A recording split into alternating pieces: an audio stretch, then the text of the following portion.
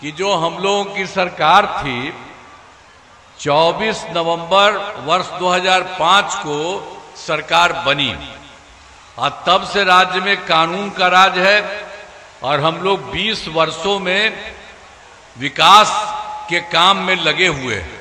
लेकिन हम लोगों के पहले जो सरकार थी उसका क्या हाल था? हम लोगों की सरकार में तो पूरा काम किया गया और उन लोगों के द्वारा कोई काम नहीं करता था। याद रखिएगा, याद है ना क्या स्थिति थी पहले? पहले बहुत बुरा हाल था। लोग शाम के बाद घर से बाहर नहीं निकलते थे। शाम के बाद भी घर से बाहर, शाम तक में घर ही के अंदर रहते थे, कोई बाहर नहीं निकलता था। याद करिएगा सब पुराना चीज सब। और हम लोग तो जब इधर उधर घूमते थे अपने इलाके में तो हम देखते थे जो उन लोगों की सरकार थी, हम जब कहीं जाते थे तो शाम में सचमुच कोई घर के बाहर नहीं रहता था, हम उसके घर के अंदर घुस करके चले जाते थे। तो ये हाल उन लोगों का कितना बुरा हाल था।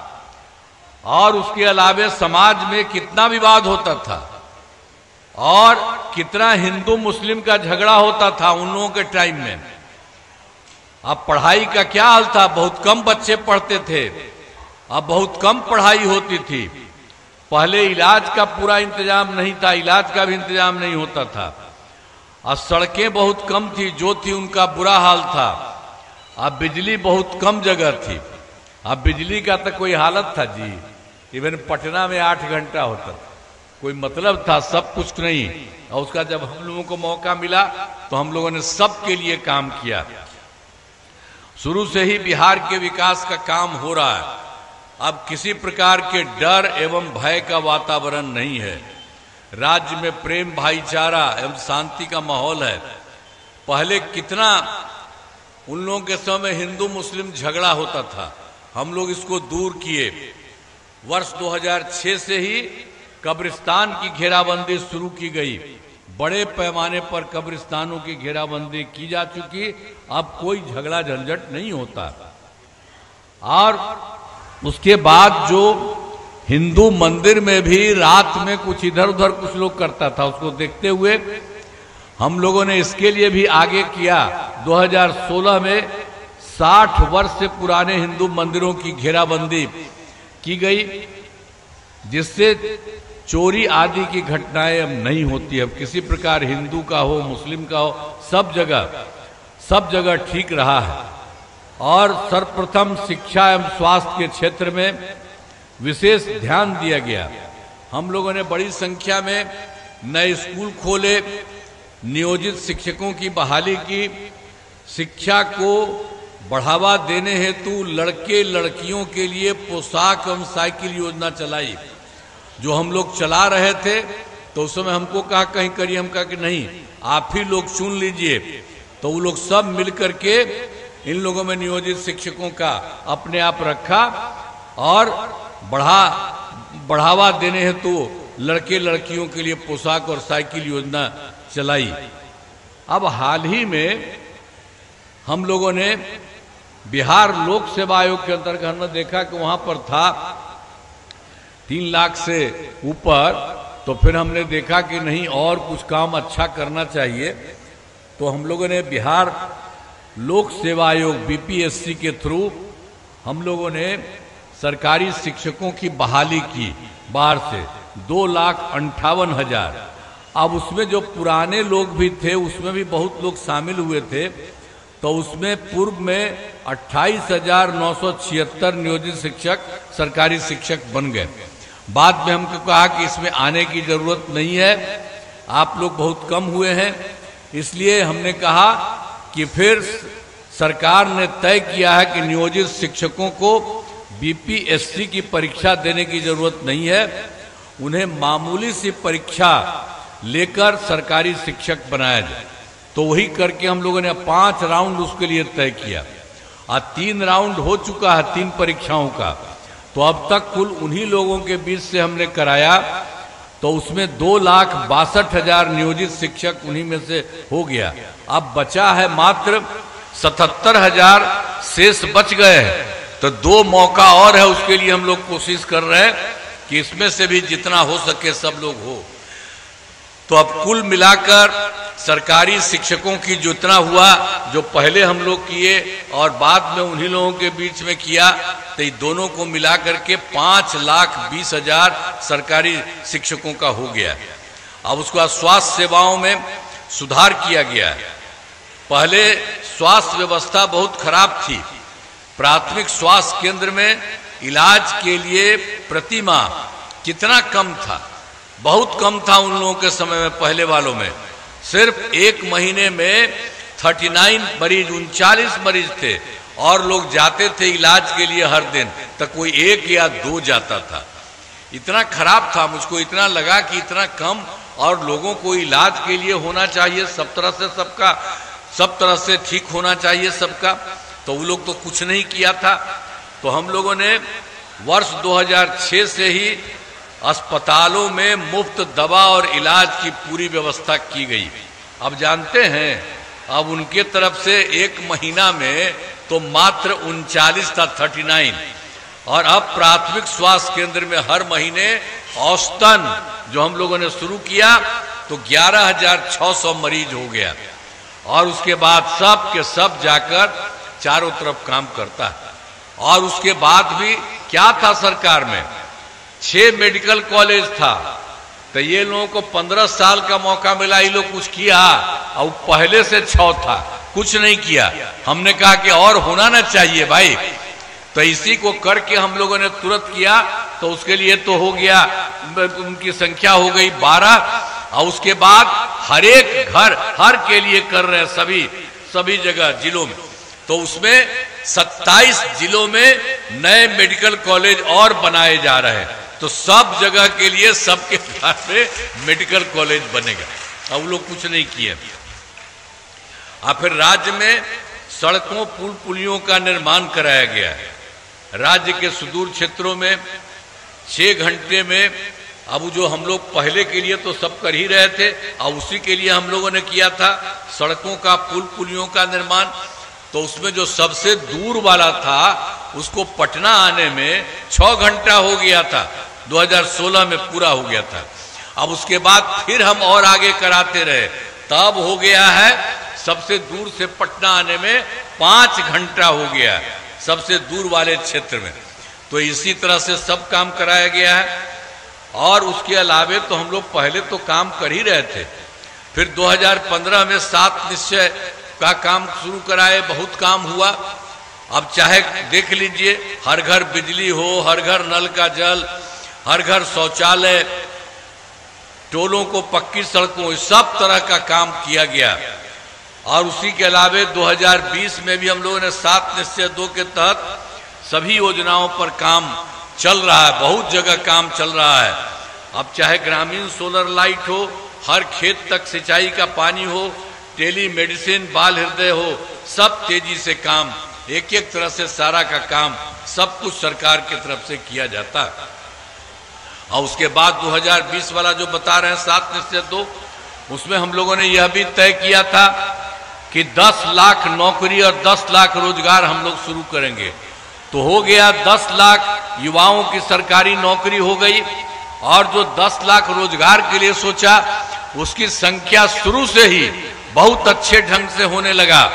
तो उसमें हो गया, रोजगार की बात हो गई, जहां अब तक 40 लाख लोगों का रोजगार दे दिया गया।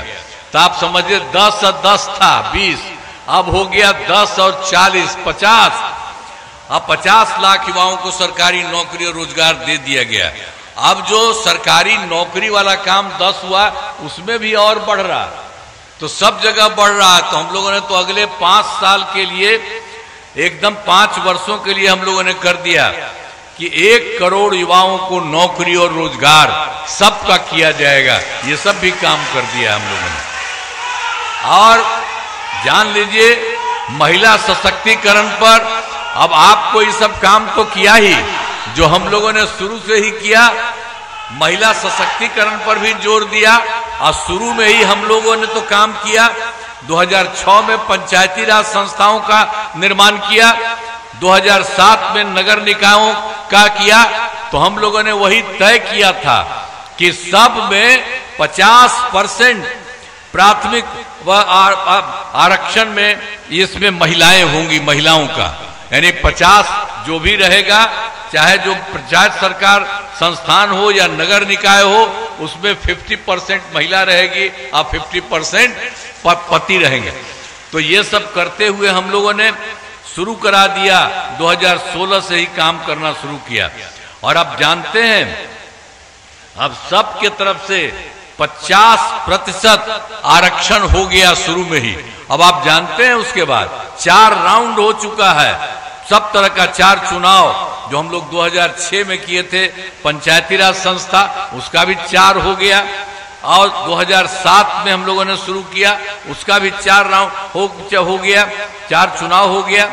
और उसके अलावे हम लोगों ने 2013 में अब पुलिस में महिलाओं के लिए 35% आरक्षण का हम लोगों ने निर्णय कर दिया।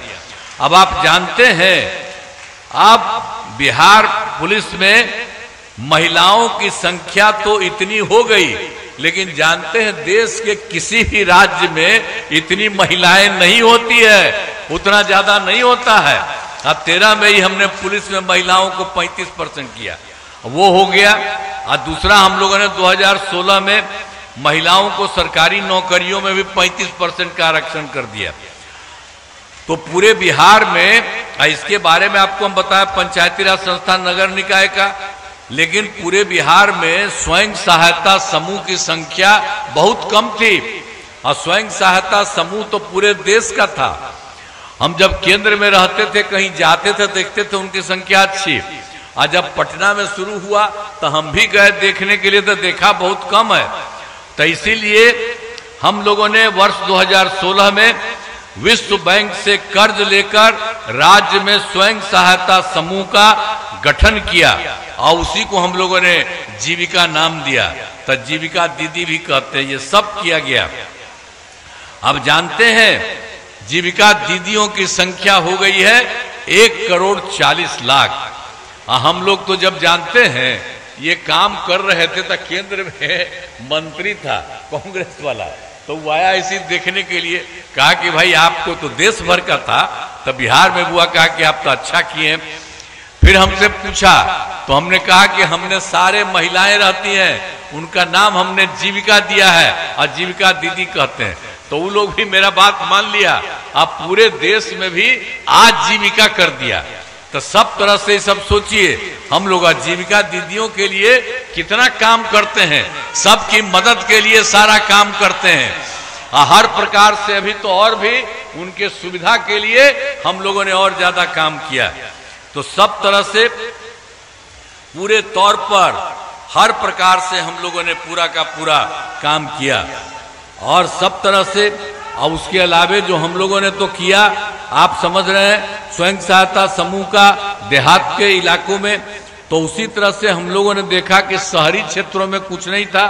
तो 2024 में हमने शहरी क्षेत्रों में भी स्वयं सहायता समूह और जीविका दीदियों का गठन किया। अब वो काम हो रहा है। अब जान लीजिए शहरी क्षेत्रों में 3,85,000 जीविका दीदियां हो गई हैं। अब वो काफी अच्छे तरह से और आगे बढ़ रहा है। तो जीविका दीदियों की संख्या और ज्यादा महिलाओं की होगी। अब उसके अलावे हमने शुरू से ही सभी तबकों का विकास किया है, चाहे हिंदू हो, मुस्लिम हो, अपर कास्ट हो, पिछड़ा हो, अति पिछड़ा हो, दलित हो, महादलित हो, सभी के लिए काम किया है। और उसके अलावे मुस्लिम समुदाय के लिए भी हमने काफी काम किया। और उसके लिए भी जो काम बेचारा रोज करता था उसको भी वो लोग कुछ नहीं किया। पहले भी हम आपको तो बता ही दिए उसके लिए। और उसके लिए भी लोग सोचता था कि सब पढ़ता है तो उसके लिए भी कुछ होना चाहिए, तो ये जो सरकार में था कुछ नहीं किया। तो उसी में हम लोगों ने सबसे काम कराया।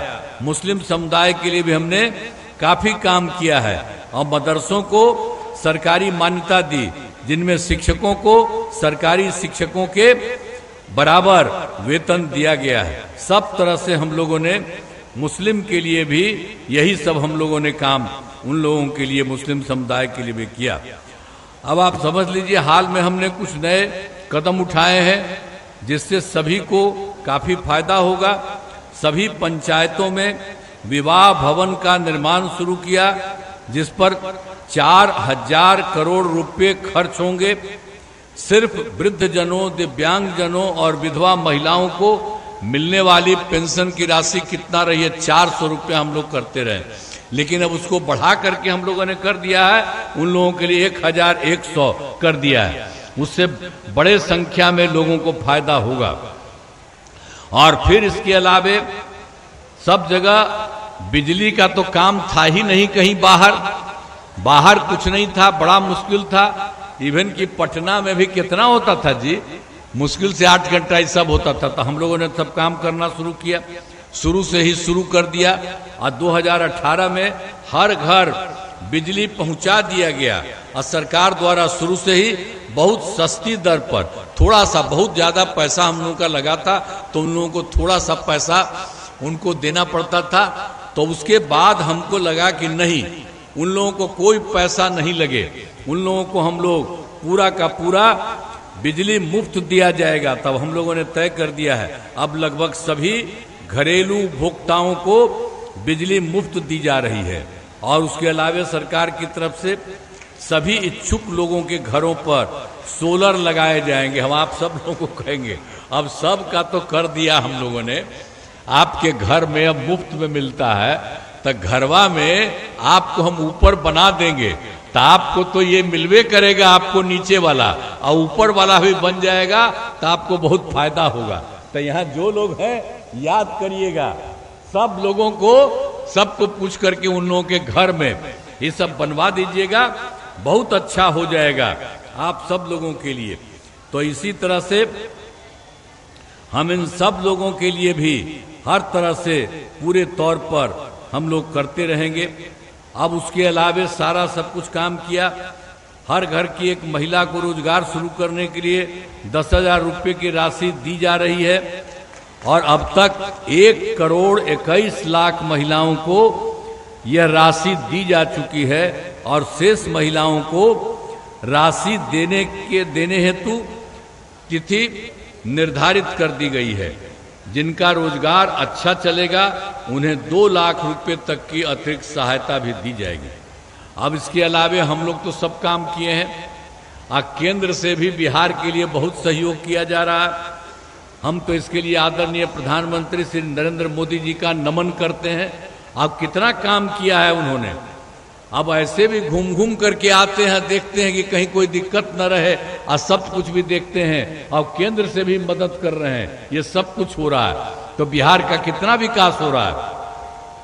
तो उन्होंने क्या किया, चुनाव होने के तुरंत बाद जुलाई 2024 के बजट में बिहार को विशेष आर्थिक सहायता के रूप में सड़क, उद्योग, स्वास्थ्य, पर्यटन, बाढ़ नियंत्रण के लिए बड़ी राशि देने की घोषणा की गई। और फिर फरवरी 2005 के बजट में बिहार में मखाना बोर्ड, एयरपोर्ट की स्थापना, पश्चिमी कोसी नहर के लिए वित्तीय सहायता आदि की घोषणा की गई। और उसके अलावे 2018 में उन लोगों ने, केंद्र के वर्तमान सरकार में, देश के कुछ राज्यों में खेलो इंडिया यूथ गेम्स लगाया था, बिहार के लिए भी उन्होंने लगा दिया। तो अब समझ लीजिए, खेलो इंडिया यूथ गेम्स का आयोजन जो बिहार में हुआ है, जो गौरव की बात है। इसलिए अनेक काम उन्होंने किए। तो आप इसीलिए सोच लीजिए, आते भी हैं आदरणीय मोदी जी और सब जगह काम कर रहे हैं, तो आप अच्छी तरह जानिए बिहार का में जो काम हो रहा है, और उसी तरह से केंद्र का भी सहयोग पूरा का पूरा मिल रहा है। तो सब जगह से बिहार बहुत आगे जाएगा। हम आपको इतना कहेंगे, याद करिए, अभी जो पुराना लोग था वो सब कभी कुछ काम किया है, इसलिए ध्यान दीजिए, दूसरे को वोट मत दीजिएगा, इधर ही दीजिएगा। अब इतना जो काम हो रहा है, और सब काम हो रहा है। आप जिले में कराए गए कार्य सारण में, आपको याद होगा कि सारण का पहले क्या हाल था। इन लोगों ने कोई काम किया था, उन लोगों ने वर्ष 2005 के से पूर्व बड़े पैमाने पर अपराध होते थे और झगड़ा झंझट होता था। पहले की सरकार ने कुछ नहीं किया और उसी के बाद हम लोगों ने सब कुछ करना शुरू किया। अब कानून का राज है और हम लोगों ने यहाँ सभी विकास के काम करा दिए हैं, जिसमें से महत्वपूर्ण काम निम्न है। चाहे इंजीनियरिंग कॉलेज और पॉलिटेक्निक संस्थान की स्थापना की गई, महिला ITI एवं सभी अनुमंडलों में ITI की स्थापना की गई है, GNM संस्थान एवं पारा मेडिकल संस्थान की स्थापना की गई, सारण में मेडिकल कॉलेज एवं अस्पताल की स्थापना की गई है और फिर कर्पूरी ठाकुर छात्रावास एवं 2 आवासीय विद्यालय का निर्माण कराया गया। और सारण जिला नदियों से घिरे होने के कारण पथ निर्माण के क्षेत्र में काफी पिछड़ा जिला था। अब यहाँ उनके पुलों और पुलियों का निर्माण कराया गया है। जो है छपरा मुजफ्फरपुर पथ का चौड़ीकरण कराया गया है।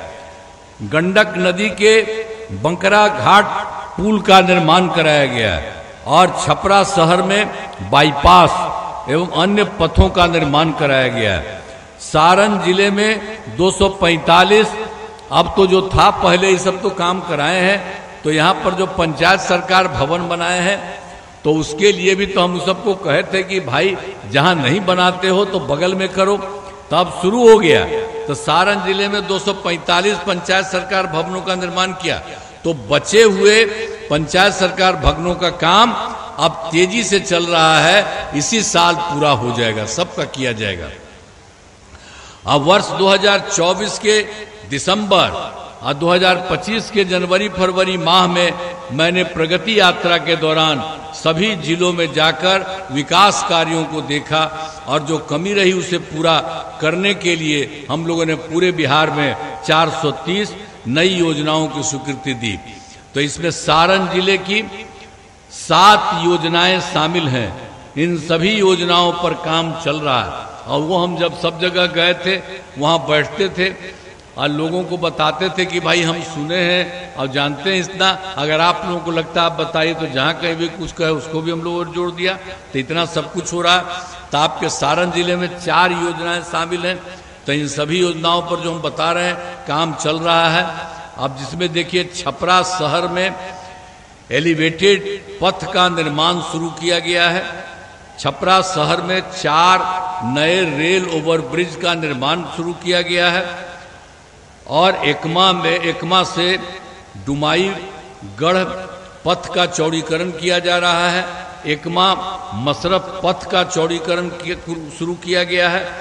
खेरा पथ का चौड़ीकरण कराया जा रहा है और सारण तटबंध पर यह है डबल लेन पथ का निर्माण किया जा रहा है और सोनपुर में बाबा जो है हरनाथ मंदिर क्षेत्र का समग्र विकास। अब सब तरह से ये सारा का सारा काम करने की कोशिश है और केंद्र का भी आपको हम बता दिए सहयोग। तभी लोग भाई तो अमनौर विधानसभा, अब इसके तो उम्मीदवार हैं श्री कृष्ण कुमार मंटू जी, आप सब जानते ही हैं।